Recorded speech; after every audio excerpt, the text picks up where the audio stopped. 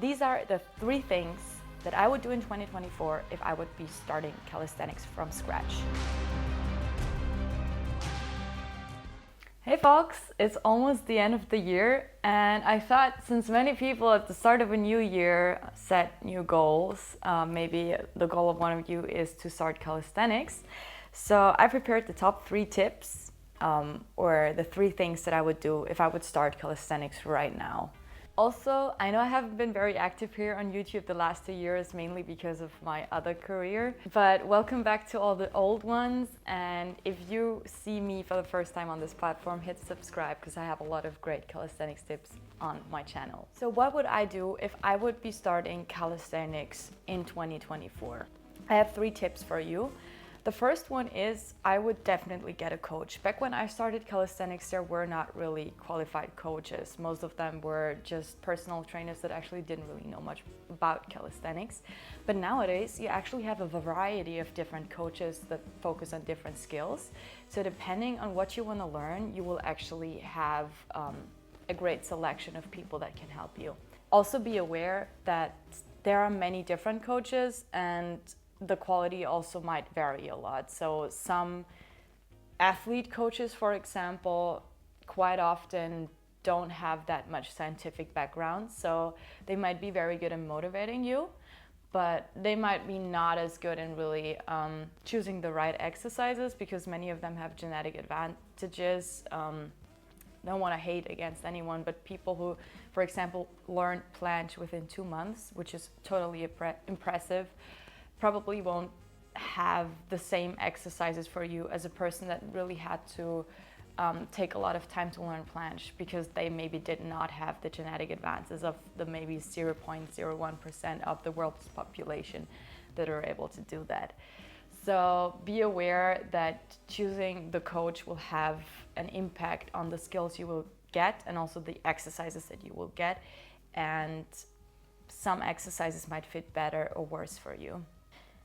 The second thing that I want you to keep in mind is when you start calisthenics, have clear goals in mind. There's often this issue that people start calisthenics, but they want to try everything. They want to learn planche, front lever, handstand push-up, V-sit, Hefesto, you name them, all at the same time. If you're a beginner, you will probably have to take some time to actually get your body ready for these skills.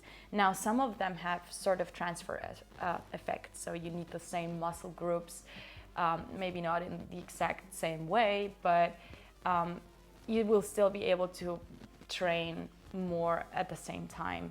But trying to train all of them at once probably will just lead you to quickly getting injured and not really getting anywhere. I tried it in the beginning, trust me, and it was a really bad idea. I actually just up my body. So really important advice, choose your goals wisely. If you're a total beginner, you will probably start with the first 1 or 2 years just doing mainly basics, maybe learning, if you're a girl, a handstand or an elbow lever or a V-sit. Those are things that normally girls learn in the beginning.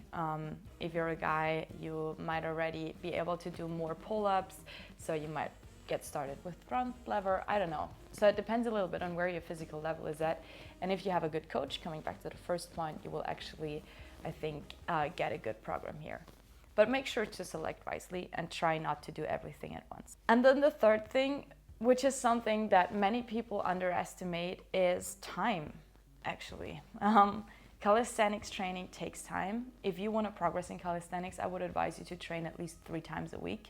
And at the same time, don't try to overdo it, because some people in the beginning are so motivated that they train 7 times a week and they don't really know how to manage the volume of training. So they train 7 times a week for 4 hours, and then after 1 month they're injured. That's again why you should get a good coach. So you see, it's all about the first point actually. But yeah, calisthenics training takes time. So if you want to progress, you will need time for it. This doesn't mean that you need to invest 4 hours every day. But if you invest 3 days of the week, let's say 1.5 hours, have a good program and good goals, then you will be able to get started. Okay, so just a quick recap. These are the 3 things that I would do in 2024 if I would be starting calisthenics from scratch. First, I would try to get a good coach that really knows what he talks about and can help me with my goals. Second, I would make sure to choose a selected number of skills that actually make sense together.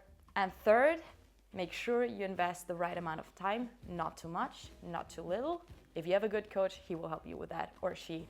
Could be a woman as well, of course. I hope you could get some value of this video. Make sure to click subscribe for more, and I'll see you again. Bye. For those who don't know me yet, I'm Iris. I'm from Austria, and I am 2 times Austrian calisthenics champion and placed in the top 5 in the World Championships in 2022. So I have a bit of calisthenics experience already, and I already shared many tips on my channel, and those are just 3 more for those who get started right now.